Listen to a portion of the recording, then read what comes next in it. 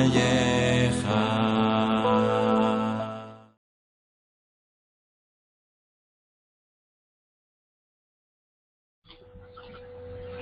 Muy bien, buenas tardes, Shalom. Estamos en los estudios de este libro de Juan, en una forma en la cual hemos podido realizar cada sesión un capítulo. En esta ocasión vamos a trabajar la segunda parte del capítulo 11. En este capítulo estamos viendo el episodio de Lázaro, un episodio en el cual estamos viendo muchas circunstancias que nos permiten aprender muchísimo, no solamente de las enseñanzas de nuestro Maestro, el Mesías, sino de las actitudes de estos grupos de personas que estaban alrededor de él. En particular nos llama la atención esta familia, una familia que habían creído en el Mesías como el Mesías, como el Hijo del Elohim, y que vino al mundo. Lo vemos en el verso 27 del capítulo 11. Así que vamos a partir desde este verso. Ya conocemos el contexto, es una familia, está el maestro próximo a reunirse con ellos. Está una persona que se llama Miriam, con una hermana que se llama Marta y con Lázaro. Y hay una situación de duelo en este episodio. Todo esto ha sucedido con el fin de darle la gloria al Todopoderoso y la gloria al Hijo, como lo vemos en el verso 4 del capítulo 11. En el verso 4 nos dice el maestro: esta enfermedad no es para muerte, sino para la gloria del Todopoderoso, para que el Hijo de Elohim sea glorificado por ella. De manera que la gloria no es porque una persona se haya muerto, la gloria es porque esa persona va a resucitar, y de esa manera el Todopoderoso va a mostrar una vez más su misericordia y su gloria por medio de el Mesías, de manera que ambos comparten en esta ocasión esa gloria de una resurrección del poder del Todopoderoso por medio del Hijo.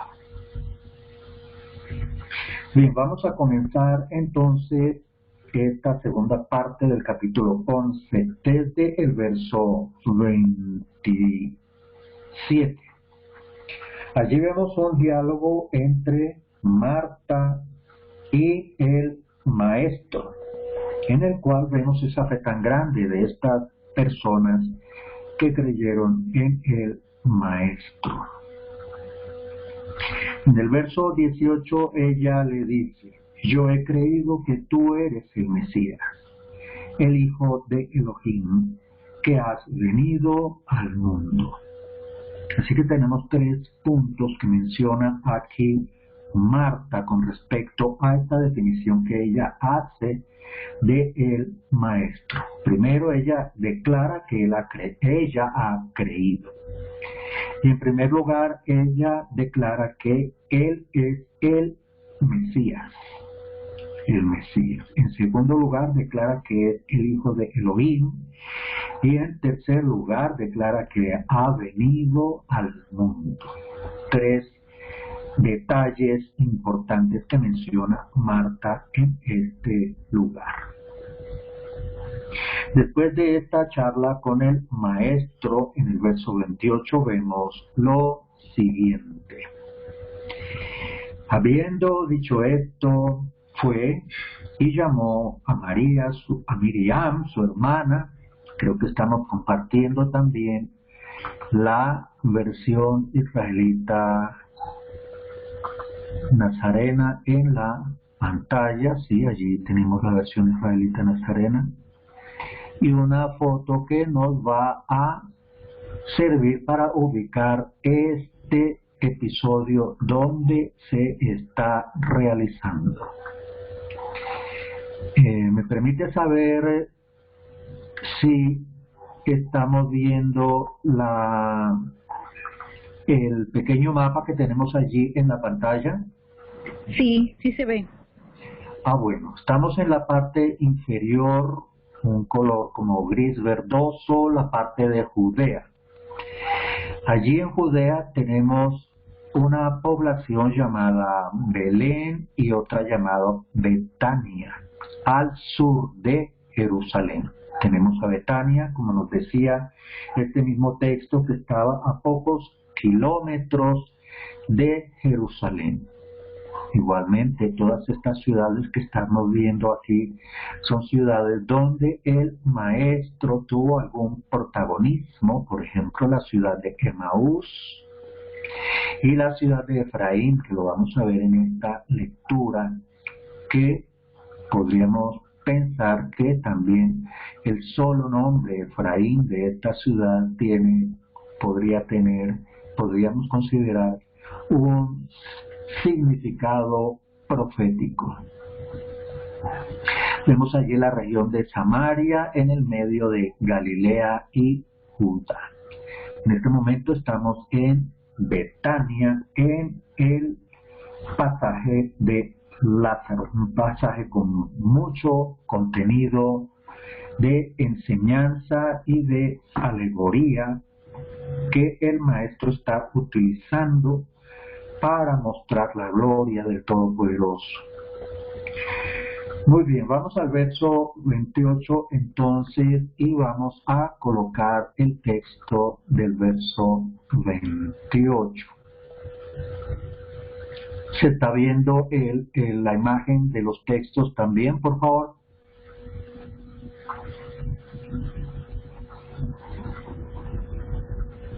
Sí, así es. El texto ahorita se está viendo.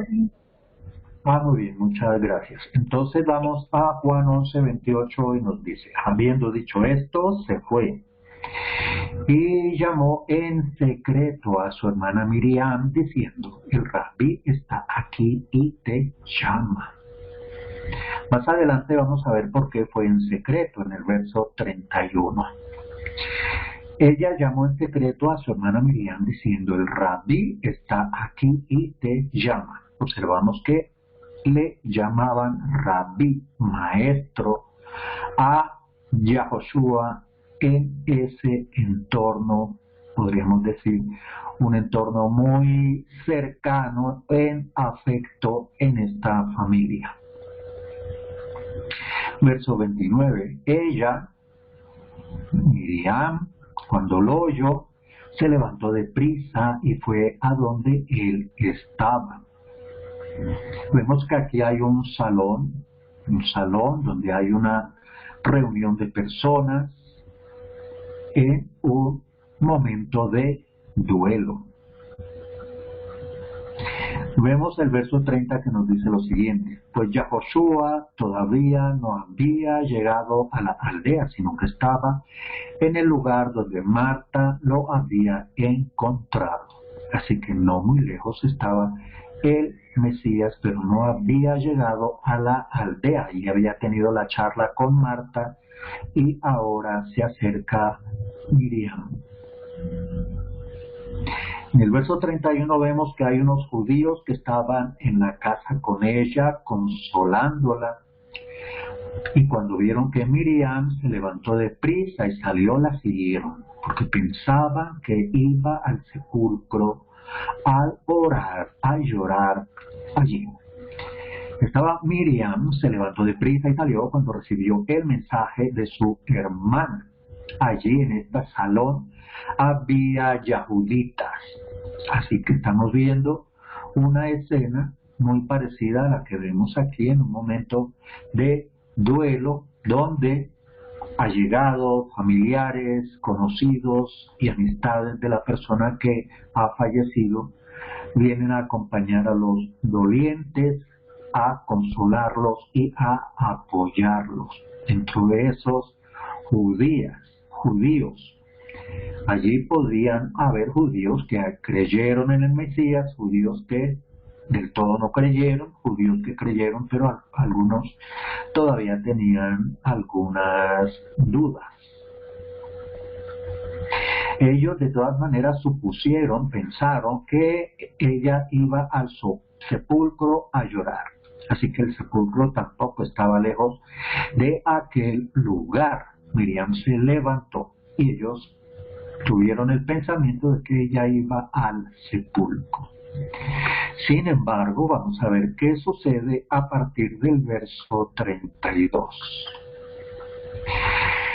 Luego, cuando Miriam llegó al lugar donde estaba Yahoshua y lo vio, se postró a sus pies diciéndole: Maestro, si hubieras estado aquí, mi hermano no habría muerto. Muy bien, tenemos aquí varios puntos que vamos a analizar. Miriam llegó al lugar donde estaba Yahoshua y al llegar a él se postró a sus pies. Este gesto es un gesto de postrarse a los pies de otra persona. No es un gesto de adoración. Es un gesto de reverencia, de respeto, de amor, de declarar que esta persona que está delante de nosotros tiene una grande autoridad y merece todo este gesto de admiración y respeto. No estamos hablando aquí de una adoración que hizo Miriam al Yahoshua. Está haciendo un gesto de un respeto porque vemos que ellos tenían en una grande estima a Yahoshua. Seguidamente ella, en una especie de reproche, pronuncia las mismas palabras de su hermana. Estamos viendo aquí dos personajes que, aunque reaccionan diferente en muchas ocasiones, se han expresado de la misma manera en esta frase. Maestro, si hubieras estado aquí, mi hermano no habría muerto. ¿Qué nos enseña esta frase? Que este par de mujeres tenían una grandísima fe en el maestro. Esto nos hace suponer que ellas venían también conociendo desde hace algún tiempo todas estas obras y maravillas que el maestro había hecho en otras ocasiones y esperaban que el maestro también se hubiera manifestado en ese hermano que estaba enfermo. El maestro tenía conocimiento de que el amigo estaba enfermo. Sin embargo, cuando llegó, ya él había muerto. Por 2 días estuvo el maestro antes de llegar. Vamos al verso 33 y vamos aquí el aspecto tan humano, esa alma tan sensible de nuestro maestro Yahoshua, no solamente ante esta mujer que está llorando, sino ante estas personas a las cuales definitivamente Él nos ha demostrado un amor tan grande y especial. Esto nos hace recordar una frase que el maestro pronuncia, que nos dice que un amor tan grande que hasta la vida da por sus amigos. Así que él ama tanto a sus amigos y estamos viendo aquí un momento de fuerte conmoción y de angustia en el espíritu en esta situación. Un grande amigo del Mesías había muerto y 2 mujeres están llorando y esperando en él. Seguidamente, en el verso 34, nuestro maestro dijo: ¿dónde lo han puesto? Le dijeron: maestro, ven y verás. Y Yahoshua lloró. Verso 11:35. Aquí vemos este corazón tan sensible de Yahoshua ante esta situación, no solamente como una situación de estas que a todos nos conmueve, sino ante esta situación tan especial. Un amigo enfermo, pasaron 2 días, cuando él llegó ya había muerto. Sin embargo, él nos anunció que todo esto que está sucediendo es para la gloria del Todopoderoso. El maestro ya nos había anunciado, no con detalles, pero todos estos sucesos que están pasando aquí nos están trayendo un punto, un motivo de profunda meditación. Podríamos pensar qué simboliza este personaje de el Lázaro, qué significa el nombre de la ciudad, de la pequeña aldea donde ellos están, qué significa el nombre Marta, qué significa el nombre María, porque el maestro esperó 2 días para volver. Todos estos detallitos los colocamos en presente para que nos inciten, nos incentiven y nos inviten a reflexionar acerca de estos elementos que podrían traernos algún simbolismo y algún significado más profundo, más allá de la anécdota y del suceso triste que estamos viendo. Verso 11:35, Yahoshua lloró y allí estaban los judíos. Y dijeron los judíos, miren cuánto lo quería. Sin embargo, había allí dentro de este grupo los de siempre, los antagonistas, los que estaban esperando siempre criticarlo y encontrarle defectos para poder acusarlo. Algunos de ellos dijeron, ¿no podía este, que abrió los ojos al ciego, evitar también que Elazar muriera? Así que aquí tenemos una crítica con algo de intención en este verso, una acusación velada aquí de algunos de estos judíos. Vemos que no todos. Un grupo estaba conmovido viendo cuánto quería el maestro a esta persona. Pero allí, siempre buscando la contienda, estaban aquellos con estos comentarios malintencionados. Son claramente malintencionados, algunos de ellos, no todos. Y vemos en el verso 38 lo siguiente. Yahoshua, conmovido otra vez dentro de sí, fue al sepulcro. Era una cueva y tenía puesta una piedra contra la entrada. Estamos viendo aquí que muy cerca de esta aldea estaba el sepulcro. Y en esta ocasión vemos que este sepulcro era una cueva y había una piedra contra la entrada.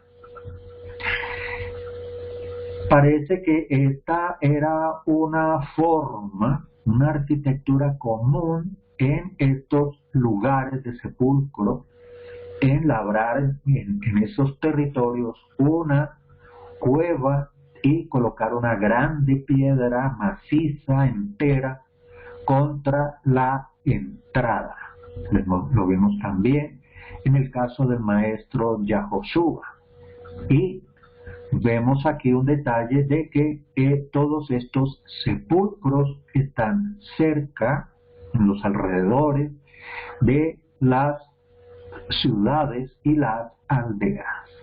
En ciudades muy antiguas, en España, hemos visto algunos vídeos en los cuales los cementerios judíos están muy cerca de los límites de las ciudades. En Venezuela también algunas ciudades en Colombia también todavía existen cementerios judíos cerca de las ciudades. Muy bien, en la mayoría de las ciudades en Latinoamérica todavía se encuentran cementerios judíos. Bien, seguimos en el verso 39 y ahora vamos a ver este proceso. Estábamos pendientes de cuando el maestro utiliza números que nos pueden significar estos números. En el caso del número 2, los 2 días que él estuvo antes de llegar, y ahora va a mencionar 4 días. Para nosotros, dentro del contexto israelita nazareno, es importante estas fechas de 2 días, de 4 días, porque conocemos que tiene un significado todavía más profético. Vamos al verso 39, nos dice: Yahoshua dijo, quiten la piedra. Marta, la hermana del que había muerto, le dijo, maestro, ya hiede, porque tiene 4 días. Vamos a detenernos un momento aquí. El maestro da una orden de quitar la piedra. La piedra es el objeto que está tapando el sepulcro. Y dentro de ese sepulcro hay una persona que lleva ya 4 días de estar ahí. Por supuesto que conocemos que una persona ya después de 4 días ya está en cierto periodo, y el aviso de Marta es que se entiende que ya a 4 días ese cuerpo ya hiede. Pero en el verso 40 ya el maestro comienza a desarrollar el tema que nos había anunciado acerca de la gloria del Todopoderoso. Nos anunció en el verso 4. Nos dice en el verso 40, no te dije que si crees verás la gloria de Elohim. Vemos aquí la respuesta del maestro y es contundente. ¿Qué es necesario para ver la gloria de Elohim, del Todopoderoso? Es necesario creer. Y aún en una circunstancia tan difícil como esta, creer para ver la gloria del Todopoderoso. Lo había anunciado que íbamos a ver la gloria del Todopoderoso.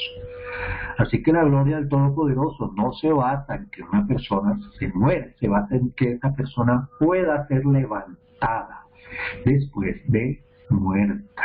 Recordemos también varios pasajes al respecto, inclusive profecías al respecto. Podemos recordar la profecía de los huesos secos. Así que el Todopoderoso está demostrando una vez más su gloria, y en esta ocasión por medio de el Mesías realizando todas estas obras portentosas.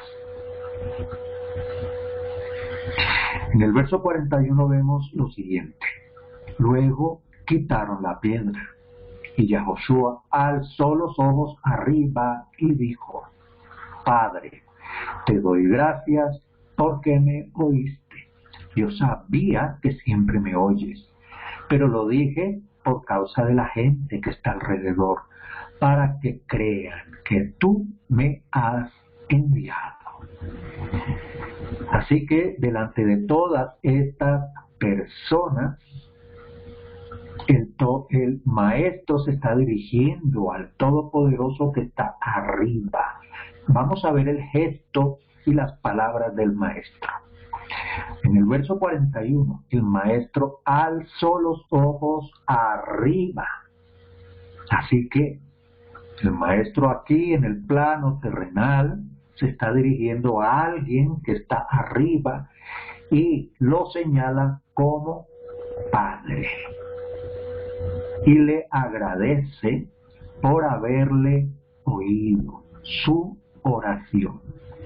Aquí vemos que el Mesías está agradeciendo de antemano por esto que va a suceder. Todavía no ha sucedido. Y el Mesías está agradeciendo de antemano.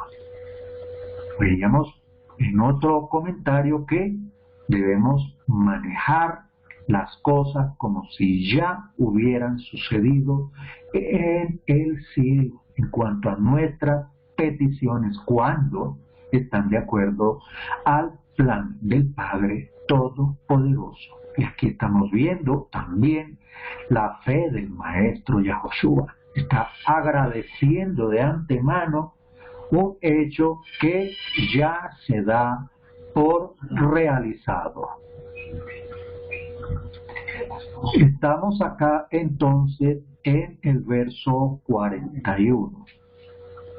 El maestro, 1, alzó los ojos arriba. 2, se dirige a otra persona, a su padre. 3, le agradece. 4, por haberle oído. Así que el maestro está levantando una plegaria y está agradeciendo anticipadamente. En el verso 42 vemos lo siguiente. Todo esto también tiene una consecuencia y es para que la gente vea esto como otra señal más de que Él es el enviado del Padre Todopoderoso. Todo esto, palabra por palabra, detalle por detalle, nos muestra un objetivo, cada detalle un objetivo especial. Vamos a ver la orden de el verso 43 y nos recuerda otro verso. Después de decir esto, el maestro llamó con voz fuerte: Elazar, ven fuera. Recordemos que hay otro pasaje donde se nos dice: sal de ella, pueblo mío, con voz fuerte. Estamos viendo aquí al maestro con voz fuerte, con autoridad, con poder, hablando a una persona que ha fallecido hace ya 4 días y le ordena a esa persona: ven fuera. Es una orden con voz fuerte. Vamos al verso 44. Y aquí entonces ya comenzamos a ver el resultado de esta oración y el objetivo de todo esto, de dar la gloria al Todopoderoso.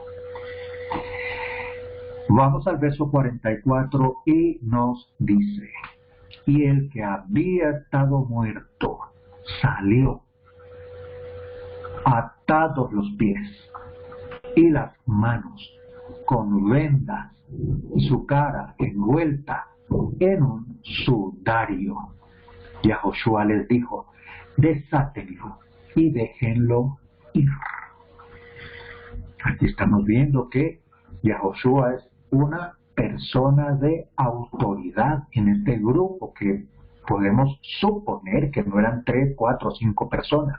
Un grupo grande de unas diferentes tipos de personas, de muchos tipos de personas, aún más que estábamos en un tiempo de duelo, acompañando a la familia y a los allegados, los amigos, personas alrededor de este personaje, Elazar.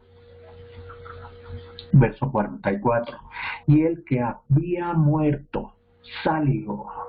Estamos viendo aquí una resurrección después de 4 días durante las cuales ese cuerpo físico alcanzó a un cierto nivel de corrupción.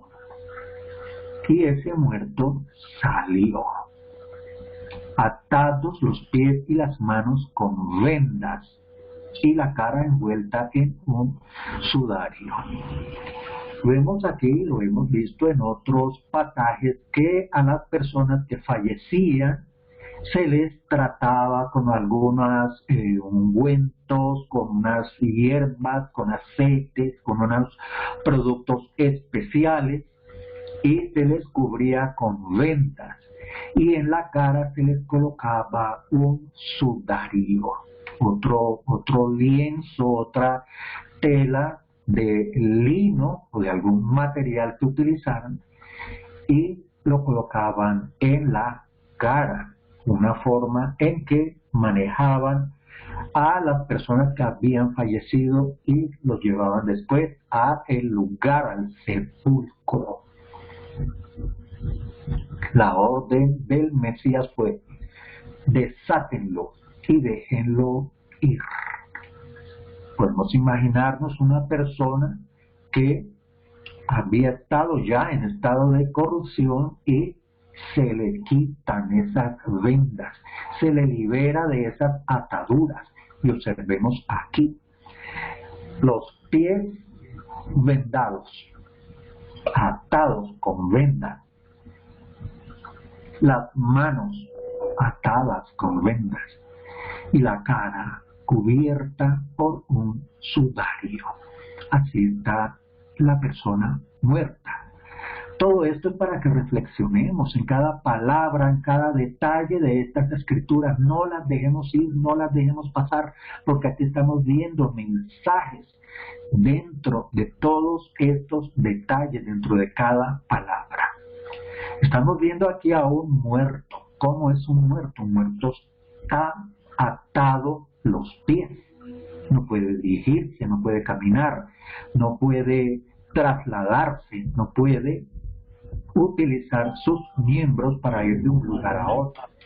Las manos con vendas, atados allí. La cara no puede ver, no puede hablar, no puede respirar, no puede expresarse. Y ya Josué le dijo: desátenlo y déjenlo ir. Muy bien, ¿algún comentario que nos pueda aportar? ¿Alguna nota? Adelante. Muy bien, damos la bienvenida igualmente a Manuel Acevedo, que nos acompaña en este estudio.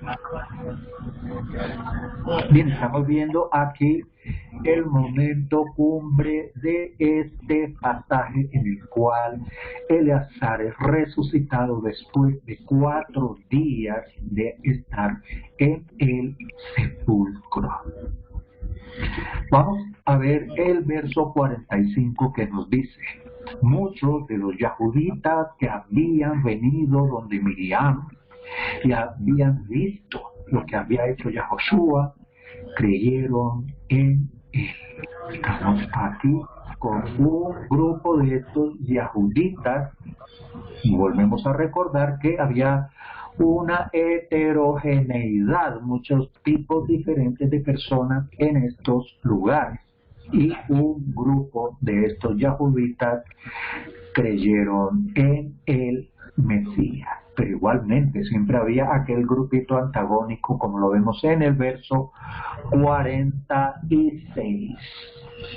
Nos dice el verso: pero algunos de ellos fueron donde los fariseos y les dijeron lo que había hecho Yahoshua.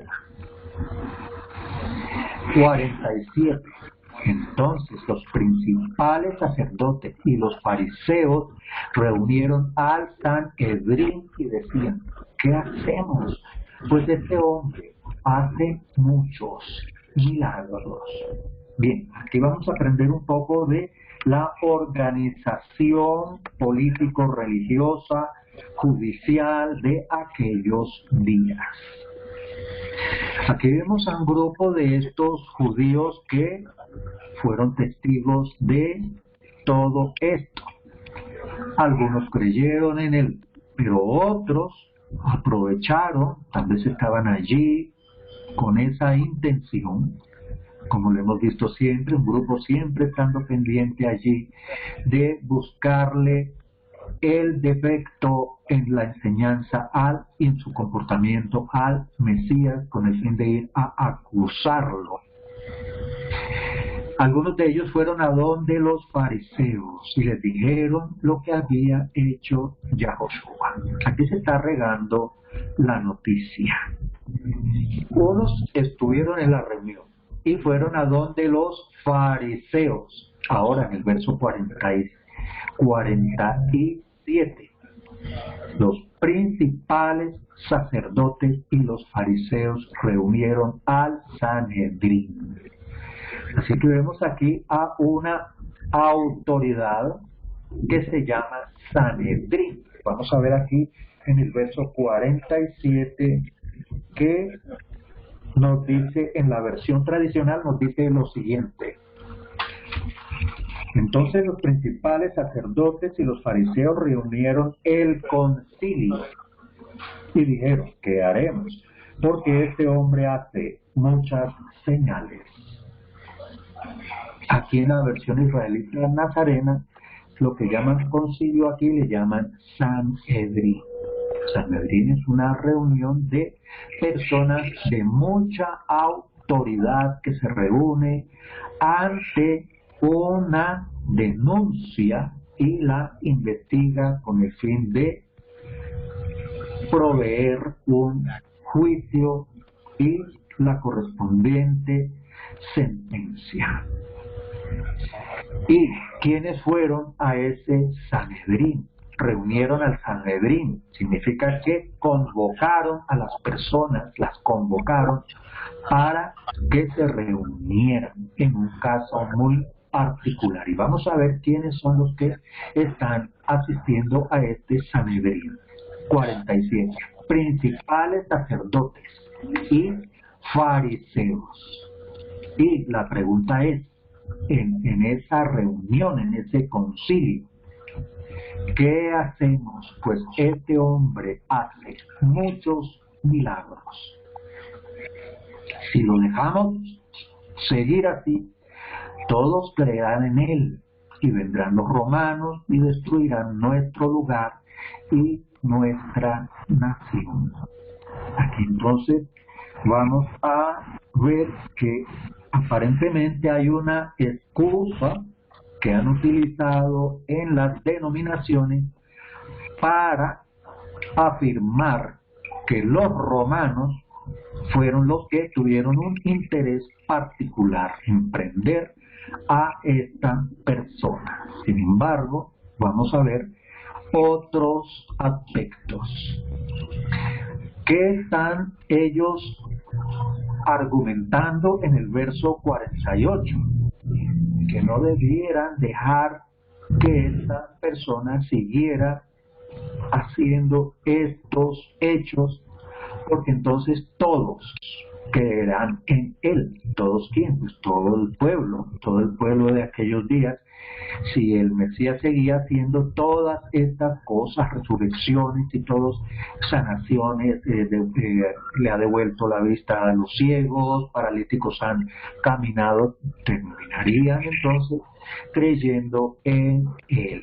Y en la segunda parte del verso entonces ya están buscando justificaciones fuera de contexto para llenarse de argumentos, y están allí aduciendo como un argumento de que los romanos van a venir a destruir la nación por causa de esta persona.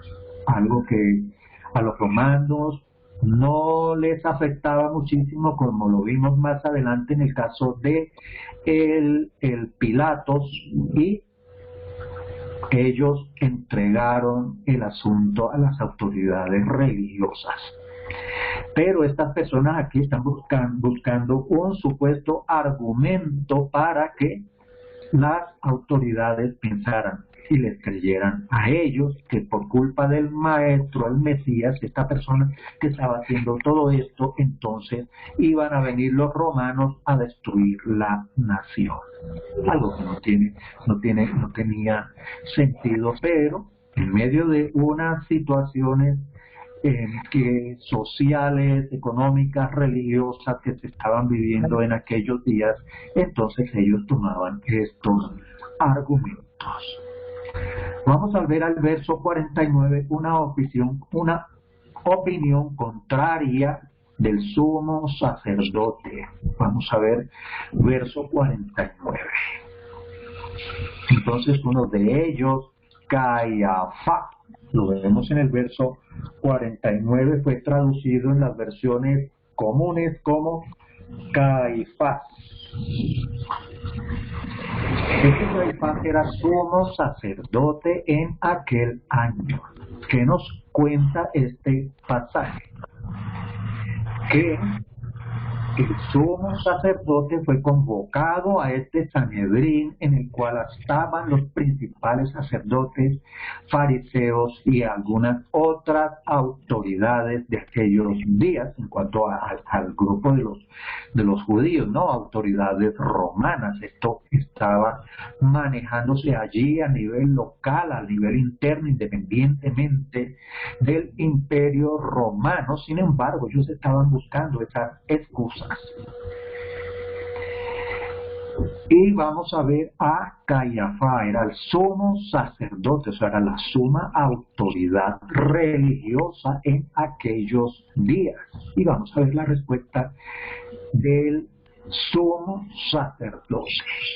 Aún que conocemos que en aquellos tiempos había una fuerte corrupción en el sacerdocio, eso se había convertido en un motivo de adquirir poder y dominio en Jerusalén y en Judea, y había disputa por los puestos altos del sacerdocio. Se dice que inclusive habían llegado a comprarse altas dignaturas de sacerdocio con dinero. Eso está en otros textos que se consultan al respecto. Vamos a ver entonces la expresión de Caifás. Ustedes no saben nada.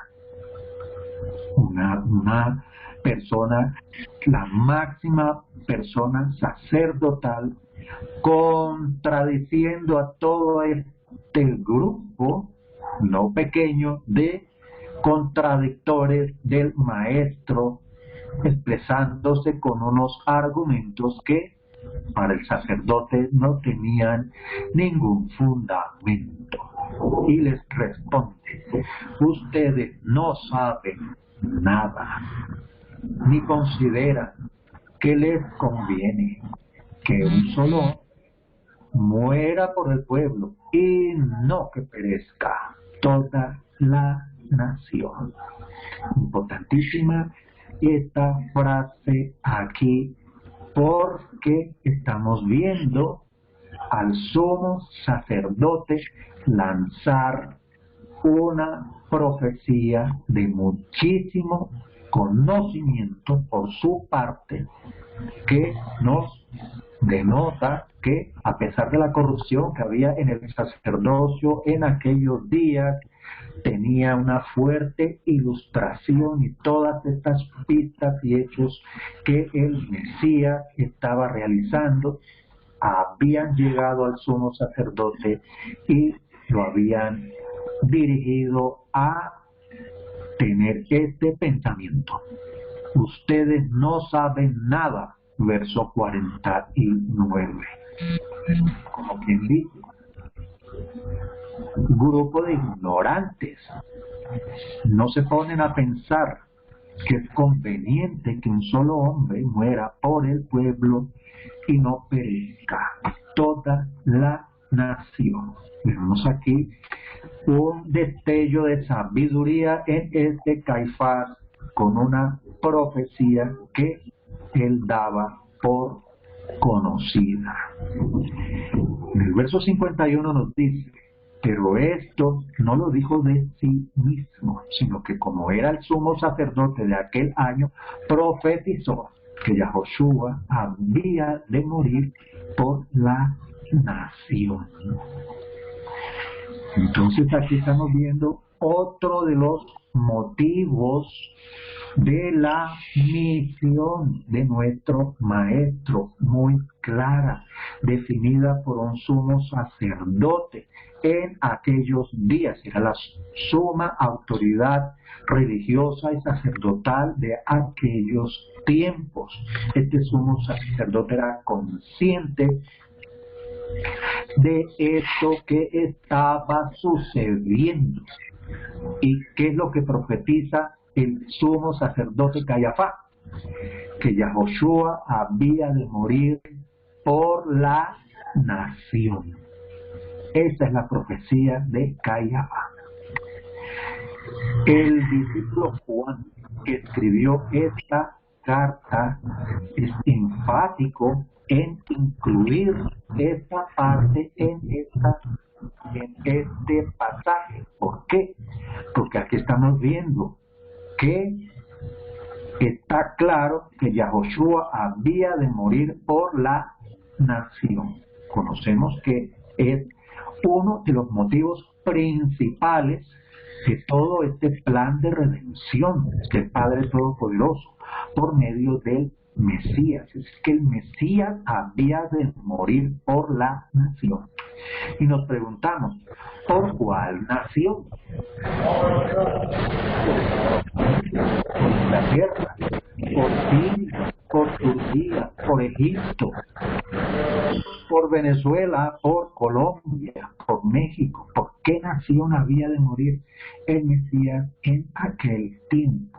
Seguramente, si nos podemos hacer midrash, diríamos sí, también por todo el mundo y por todas las naciones del mundo. Él vino a morir por el pecado del mundo, como lo hemos visto en otros textos, pero tenemos que ser muy cuidadosos en no generalizar, sino que debemos ir siempre al contexto. Y aquí estamos viendo cuál es el contexto. El contexto, estamos aquí en Judea, en Jerusalén, la capital del Estado de Israel, siempre y por siempre y para siempre.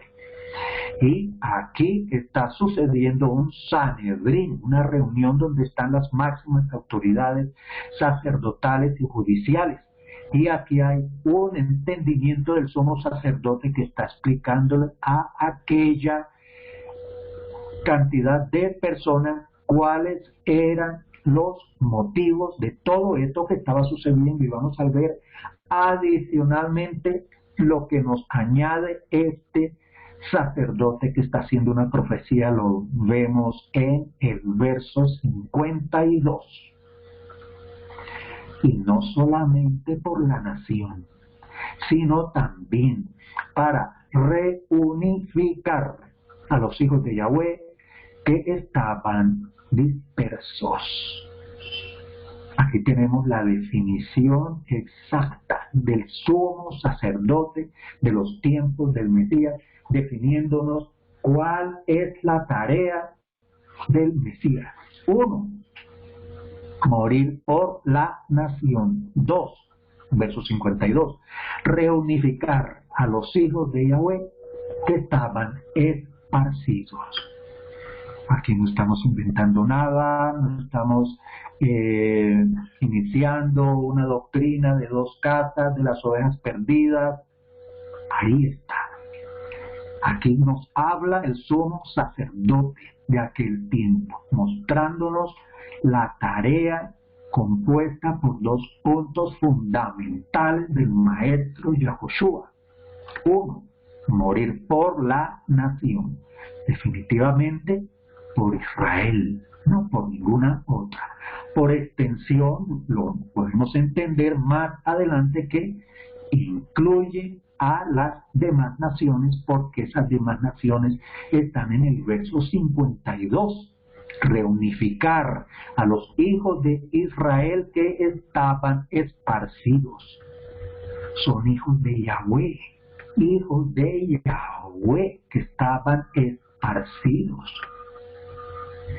Y estos hijos que están esparcidos y los que están allí, como nos anuncia el discípulo Shaul, llamado Pablo en las denominaciones, los que estaban cerca y los que estaban lejos. Esos son los dos pueblos de los cuales habla Shaul en Romanos 11, Efesios 2, en todas sus enseñanzas. No es más así de sencillo. El pueblo de Israel, la nación, los que estaban cerca, ese rebaño, y los del otro rebaño que estaban esparcidos. Así de sencillo, sin tanto enredo, así de fácil. Pero entonces nosotros ¿qué? Nosotros hacemos parte de ese grupo de los que estaban esparcidos, o somos de las naciones, pero nos adherimos al pueblo de Israel por medio de su Hijo, el Yahoshua, el Mesías, por medio del Hijo del Todopoderoso, por medio del Hijo del Hombre, y por lo tanto entramos a pertenecer a ese olivo y por lo tanto nos va a alimentar la misma raíz, y la misma raíz es la Torah. Recordemos que en Revelación al final el maestro nos dice: yo soy la raíz de la Torah, es el mismo Mesías, su enseñanza, su persona. Y a pesar de esta explicación de el sumo sacerdote de aquellos días, decidieron matarlo. Lo vemos en el verso 53, a toda costa, con juicio o sin juicio, con testigos o con testigos falsos, pero ya ellos aquí, en el verso 53, tomaron la determinación, resolvieron matarlo, de alguna manera.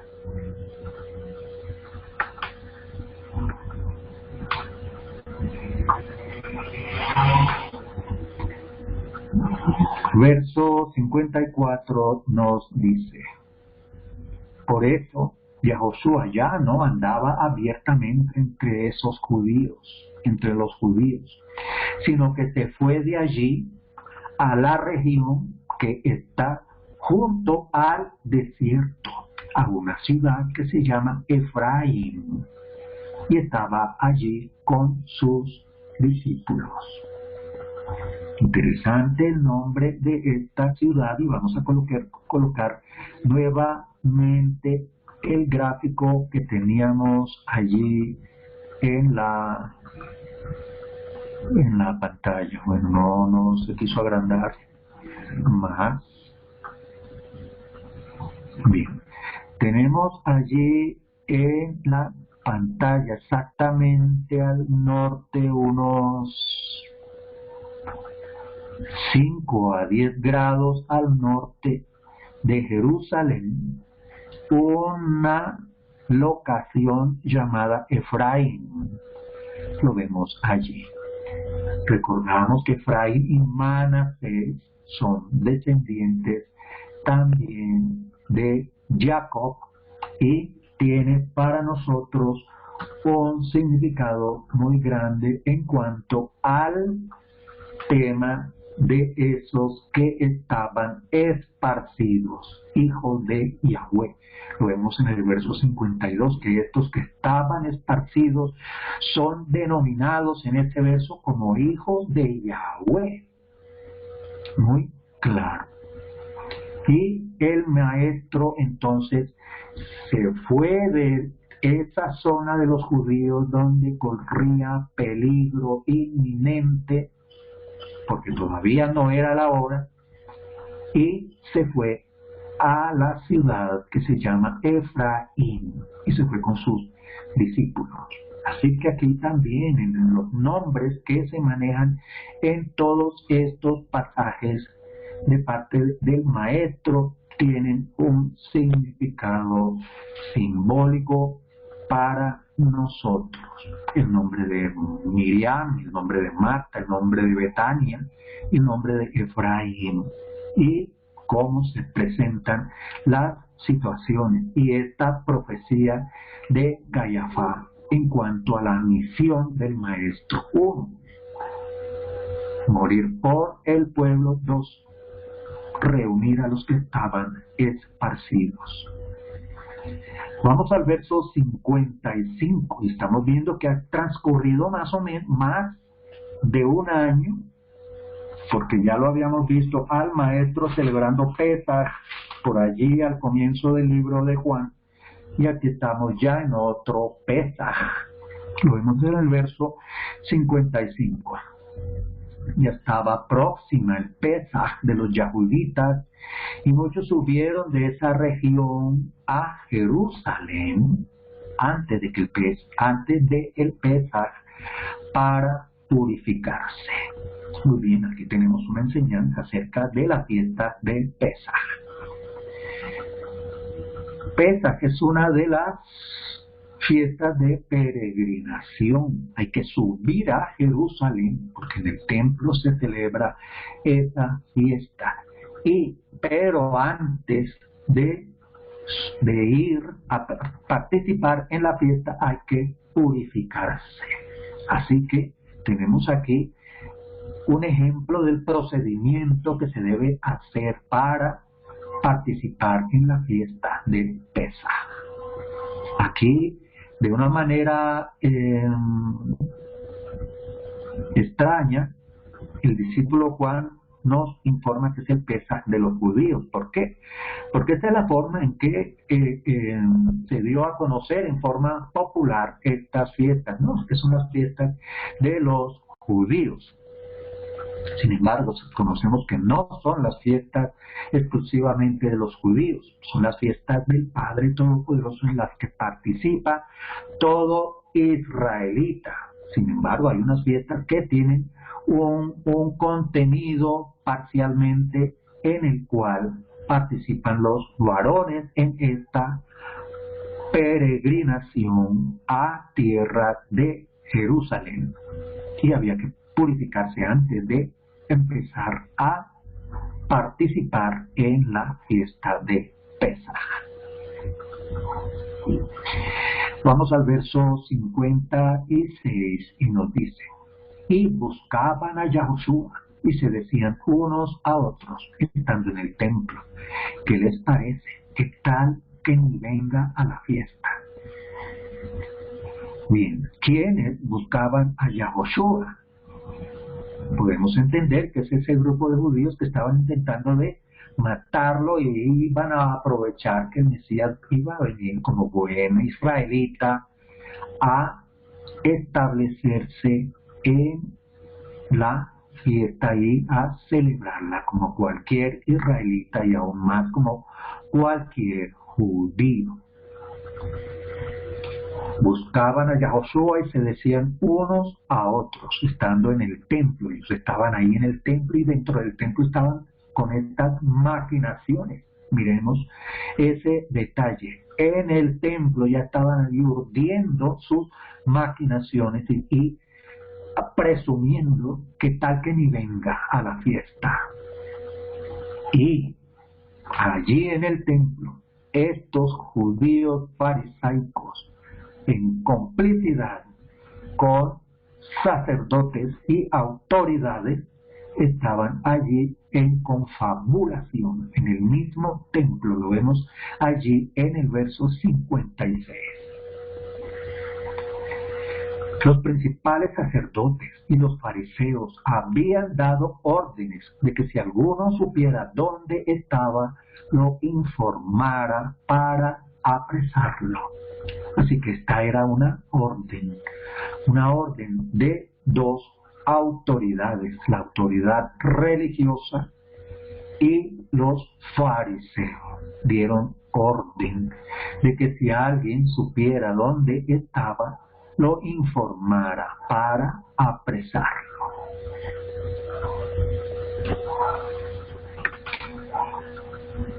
Entonces podemos comenzar con el capítulo 12, que todavía estamos en este espacio de esta familia y de esta situación de el maestro allí en ese entorno hostil y amenazante por parte de estos judíos, fariseos y principales sacerdotes.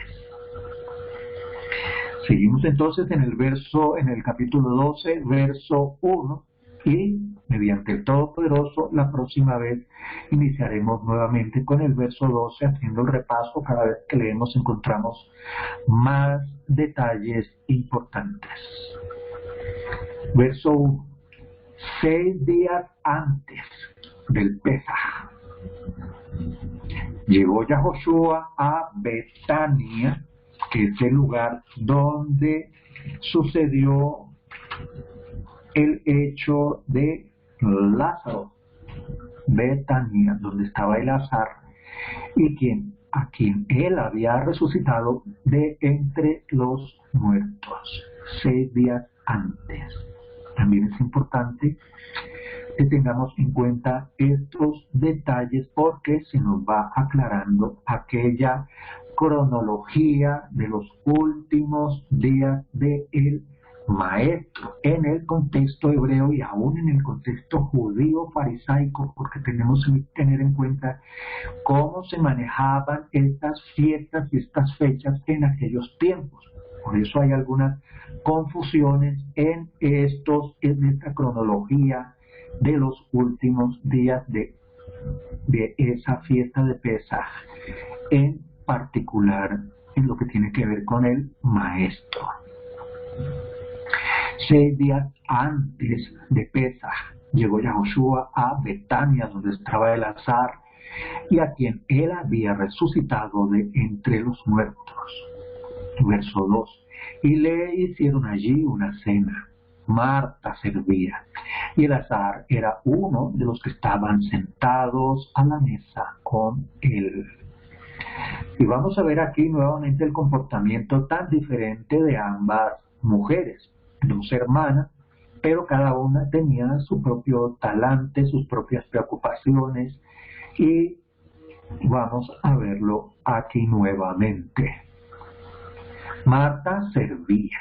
Marta era la persona que se encargaba con mucho celo de las cosas domésticas de la casa, y Miriam era un poco más relajada, interesada en aprender más, en las visitas, en las personas, en la atención a los visitantes, a los familiares y a todas las personas que llegaban allí de otra manera.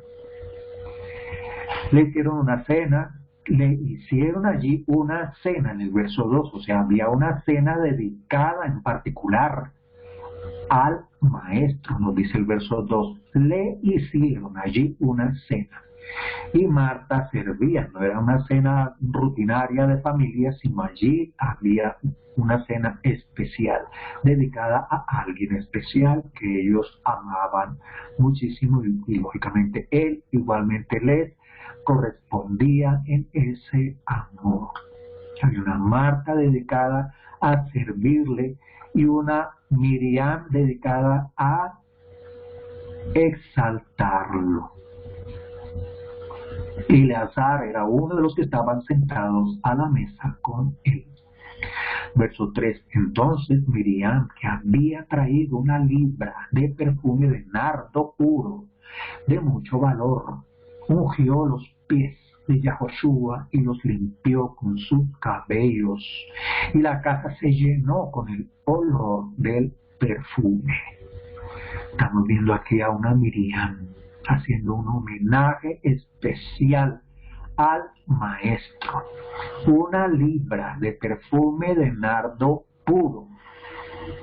Y por el comentario del tesorero de los discípulos, tenía bastante valor, y el mismo verso lo dice en el verso 3, esa libra es una libra bastante de perfume de nardo puro. de mucho valor. Lo ungió a los pies de Yahoshua. Recordemos que también en aquellos tiempos, y es otro tema que también ha dado para confusión y para malos ejemplos fuera de contexto, de que se hacía un lavamiento de pies a las personas que tenían mucha autoridad, que eran muy dignos de admiración, que venían de lejos, que venían de viaje o tenían alguna misión especial. Se les ungía los pies, se les lavaba con una mezcla, con aceite, con agua, con unos elementos especiales. Y lo vemos allí que Miriam está precisamente manejando este gesto o costumbre de aquellos días, no solamente en la tierra de Israel, como hemos comentado, con otros gestos como el de postrarse entre otras personas, sino también en los países, en las zonas de alrededor, todas estas costumbres. Y la casa se llenó con el perfume. Vamos allí, siempre hay personas así, como este Judas Iscariote.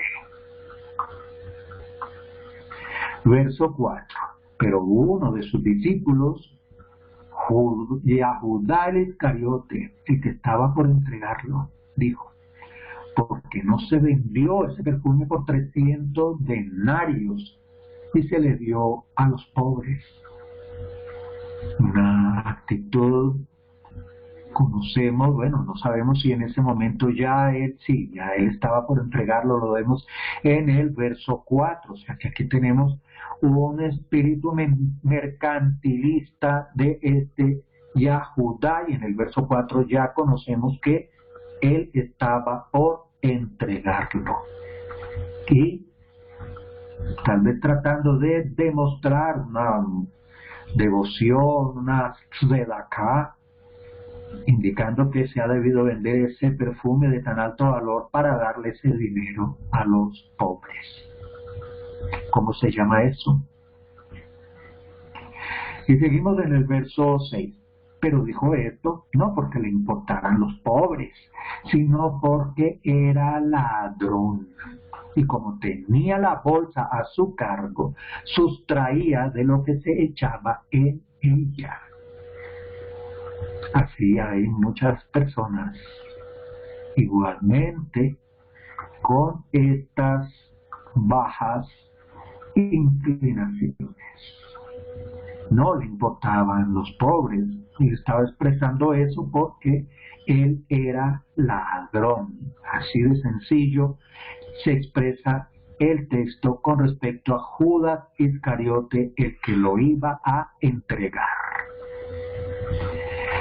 Verso 7 nos dice: Yahoshua dijo: déjala, para el día de mi sepultura ha guardado esto, porque a los pobres siempre los tienen con ustedes, pero a mí no siempre me tendrán.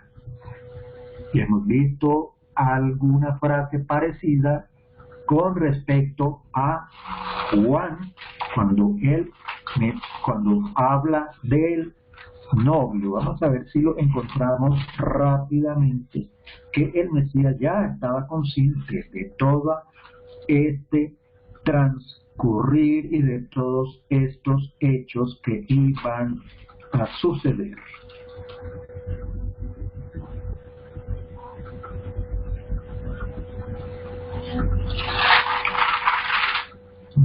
Sí, en el verso 29 del capítulo 3, Juan 3:29, en esta enseñanza de el verso que nos dice lo siguiente: el que tiene la esposa es el esposo, mas el amigo del esposo que está a su lado y le oye se goza grandemente de la voz del esposo. Así pues, mi gozo está cumplido. Así que el maestro, consciente de todo esto que está sucediendo, nos recuerda que está próxima su sepultura y está próximo él a irse del lado de ellos. Está próximo a dejarlos, porque no siempre lo tendrá, en el verso 8. Así que este gesto de Miriam es un gesto relacionado con su propia sepultura. Recordábamos que a la persona, cuando fallece, se le unge con aceites, con elementos aromáticos, con otras sustancias, y se le pone el sudario y unas mantas o unas vendas. Aquí vemos con este gesto de Miriam una anticipación, como la maneja el maestro Yahoshua, del día de su sepultura, y les avisa que no siempre él va a estar con ellos.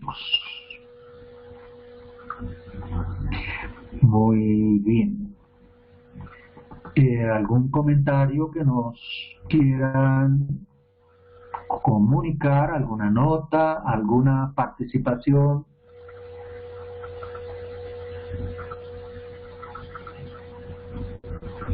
Muy bien, seguimos adelante con la lectura de Juan capítulo 12.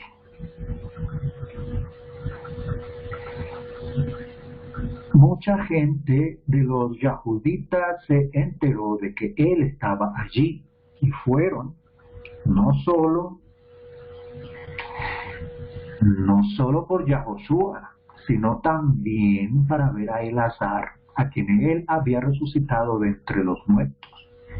Pero los principales sacerdotes resolvieron matar también a Elazar, porque por causa de él muchos de los yahuditas se apartaban y creían en Yahoshua. Observen ustedes aquí que esta intención fue creciendo en el área de manifestación, ya no solamente a Yahoshua, sino también a Elazar, que era el testimonio claro de alguien que había muerto y había sido resucitado. Por tal motivo, muchos de los judíos se apartaban, y esto estaba causando verdaderamente mucha preocupación y desasosiego en estos fariseos, que estaban considerando que prácticamente se les estaba yendo la gente de sus sinagogas y de sus áreas de influencia. Algo parecido pudiéramos estar nosotros viendo en estos días. Ese mismo Mesías que vino a recoger esas ovejas, las de ese redil y las del otro redil, también está recogiendo esas mismas ovejas en nuestros días, las de ese redil y las de otros rediles, y esas ovejas están abandonando sus viejas tradiciones y sus viejas doctrinas. Verso 9. También decidieron ellos matar a Elazar, en el verso 10. Una componenda que comenzó con amenaza a una persona, ya se ha extendido con intento de asesinato a 2. Ya llevamos a 2 personas aquí amenazadas de asesinato. ¿Por qué? Porque por causa del azar, muchos de los yahuditas se apartaban y creían en Yahoshua. Muy bien. Vamos entonces aquí a regresar al verso 1.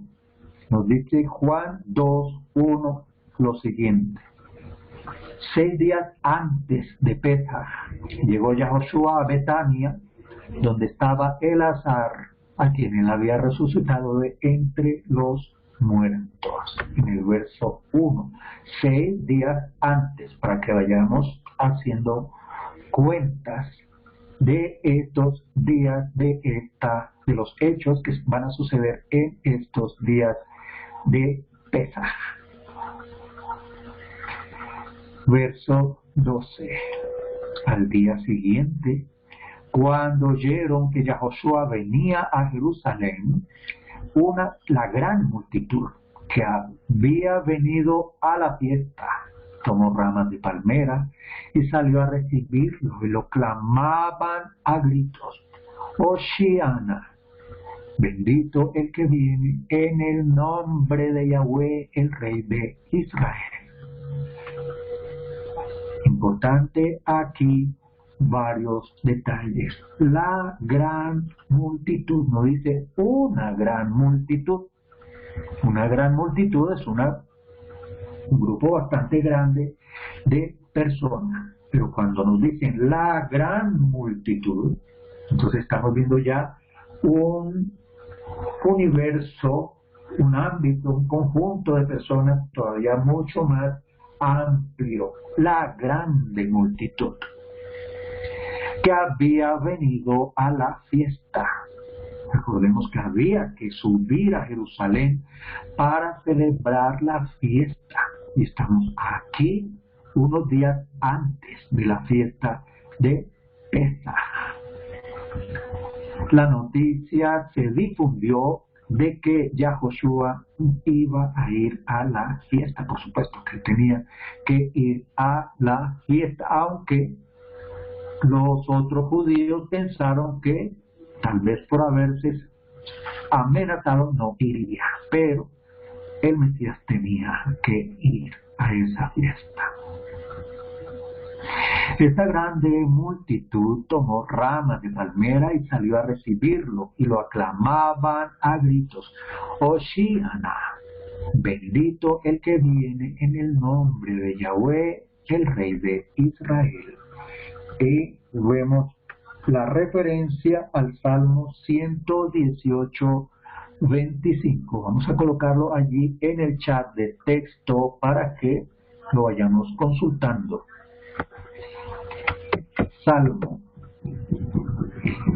118, 25. Listo, vamos a buscarlo acá rápidamente. El Salmo 118.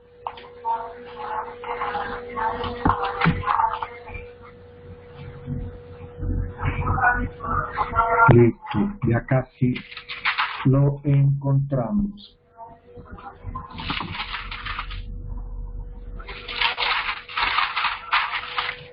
Y nos dice el Salmo 18 en el verso 25 lo siguiente: Oh Yahweh, sálvanos ahora, te ruego, oh Yahweh, que nos hagas prosperar ahora. Salmo 118, 25.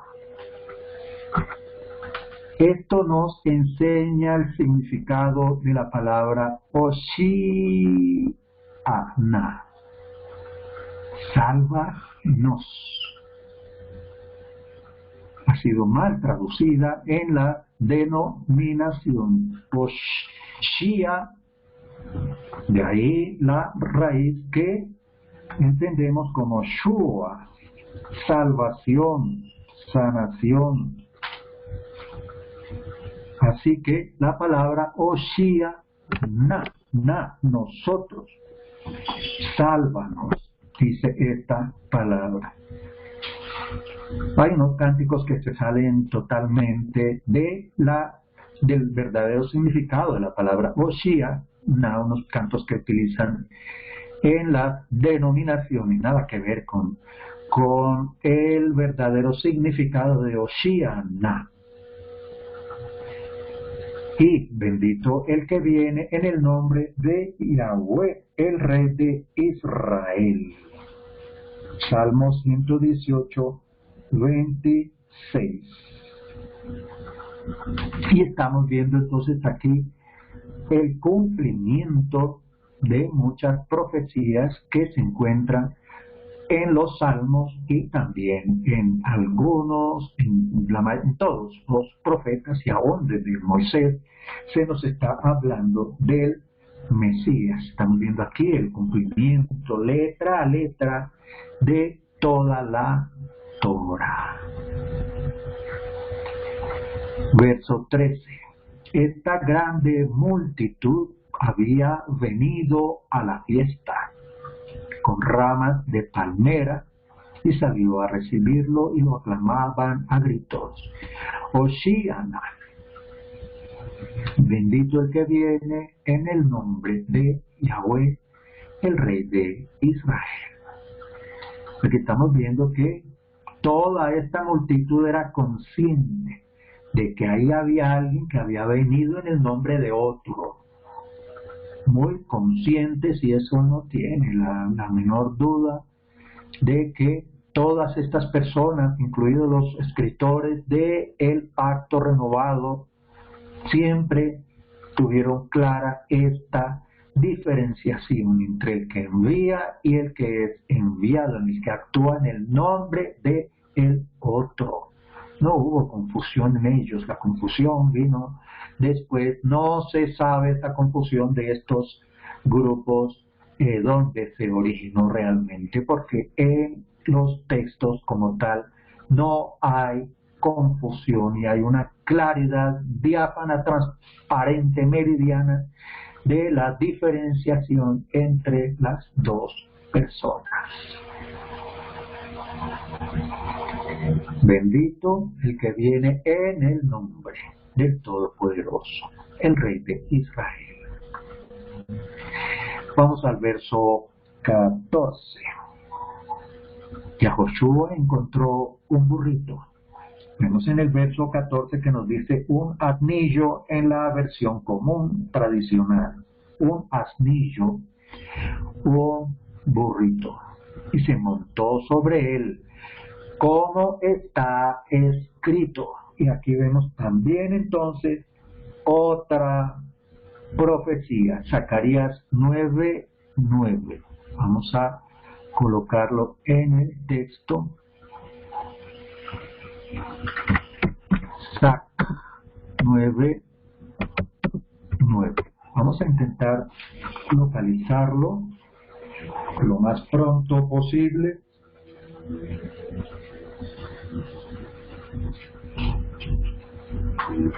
Nada.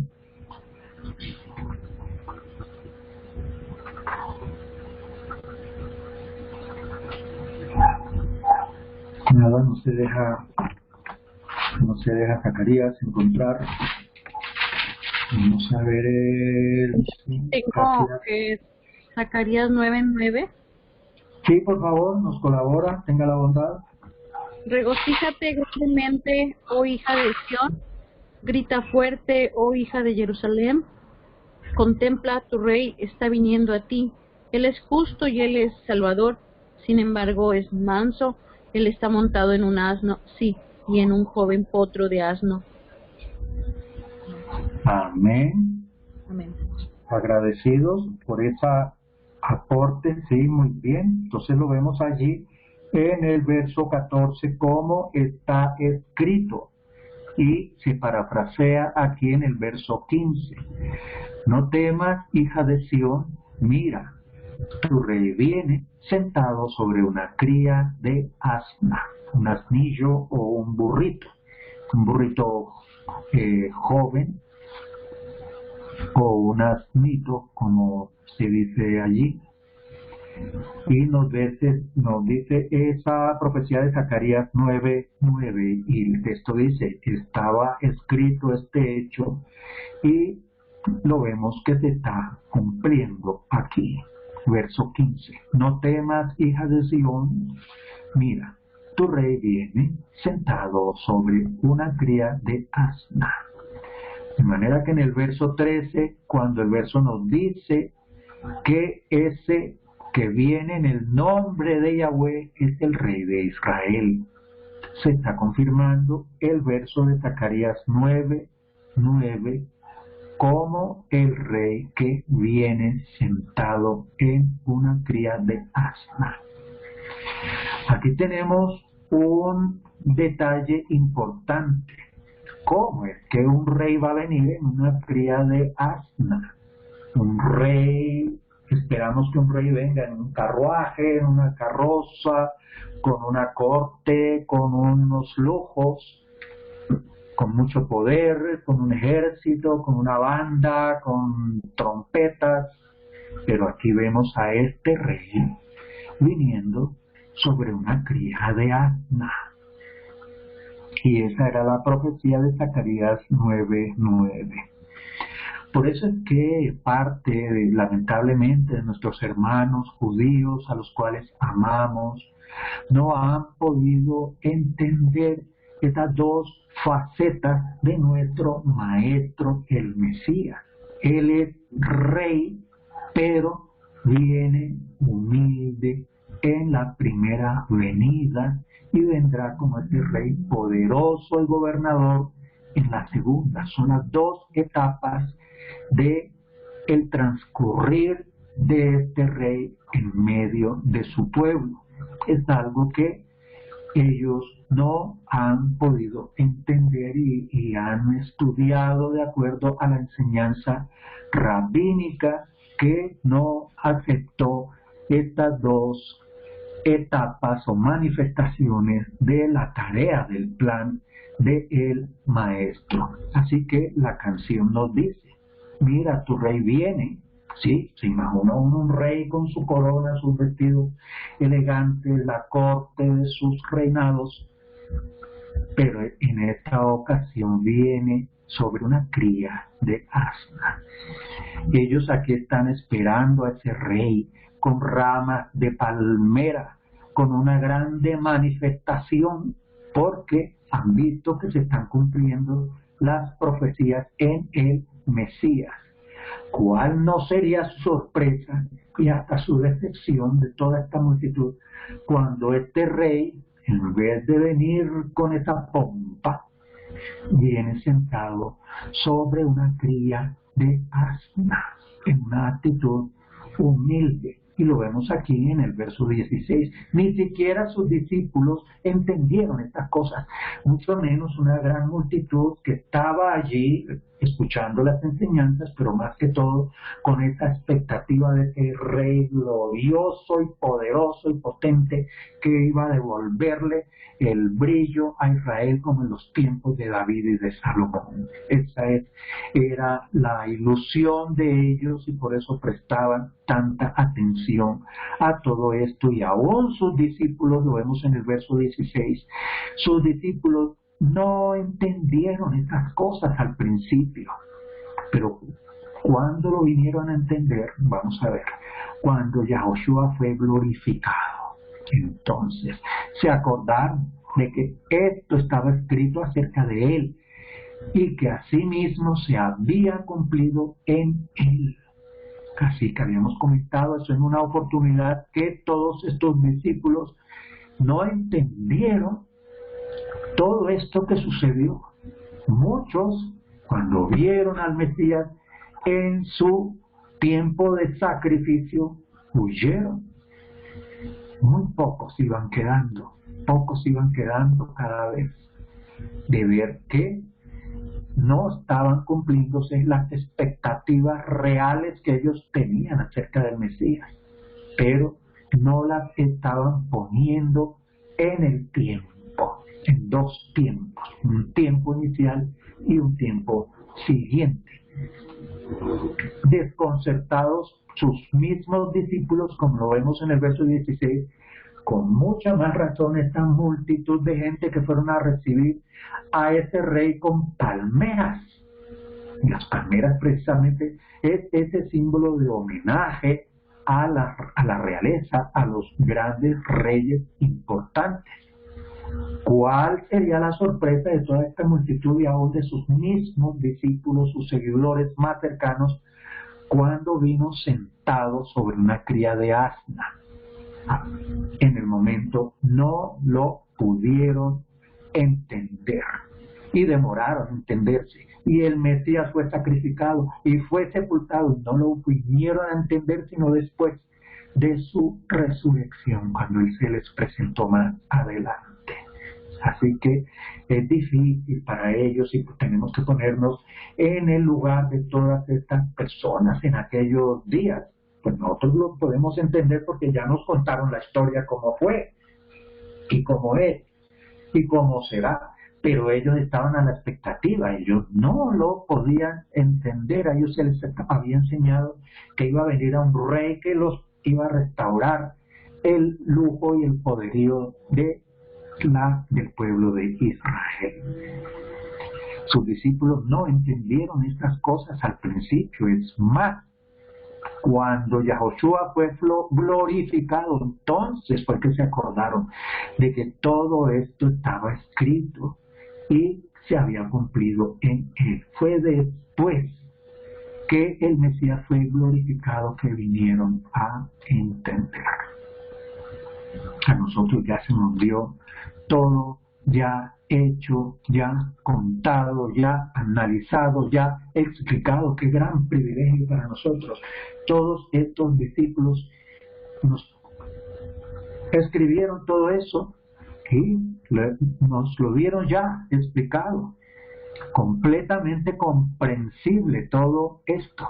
Ya lo podemos entender, pero ellos en esos días tenían una expectativa diferente a la que nosotros tenemos y no pudieron entender, lo pudieron entender mucho después. Por eso fue que ellos volvieron a comprender, fue cuando comprendieron y fue cuando decidieron, no, esto tenemos que ponerlo por escrito para que las siguientes generaciones ellos sí entiendan, no estén como nosotros sin entender, sino que les vamos a explicar porque nosotros hemos sido testigos de todo esto que sucedió. Y ellos escribieron todos estos libros.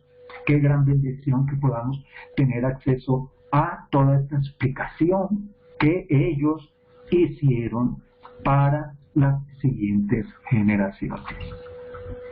Muy bien, con esa reflexión y este comentario vamos a hacer una pausa en este estudio parte 1, ¿sí? Parte 2 del capítulo 11, incluyendo una parte del capítulo 12. En la próxima sesión volveremos con el comienzo del capítulo 12 para que podamos diagramar los vídeos por capítulos, así se nos traslapen unos con otros, pero también sirve para repasar, para entrar en contexto y para organizar los estudios en una forma de capítulos. Muy bien, le damos todo agradecimiento al Todopoderoso de Israel por habernos traído con vida hasta este momento, en medio de tantos peligros, de tantas situaciones peligrosas que nos rodean. Él nos ha cuidado, Él nos ha mantenido, Él en esa grandísima misericordia nos ha sostenido, a pesar de nuestras transgresiones, de nuestras debilidades, de nuestras malas inclinaciones. Él allí todavía nos da chance, nos da oportunidades, nos tiene paciencia. Pero tratemos de humillar todas esas áreas que aún tenemos por resolver, por dominar y por eliminar de nuestras vidas. Muchas áreas que tienen que ver con viejas costumbres de mentir, del orgullo, de la vanidad, de las preocupaciones en cosas mundanas, por decirlas las más suaves, y podamos, por medio de su enseñanza, de su poder, de su amor, podamos que el Todopoderoso nos ayude a vencer todas estas circunstancias y aún nuestras propias inclinaciones para servirle sanamente, limpiamente, con un corazón dispuesto a mejorar cada día más y estar merecedores de poder llegar algún día a su presencia. Al Todopoderoso de Israel le agradecemos esta sesión por los méritos del Mesías Yahoshua. Amén. Shalom.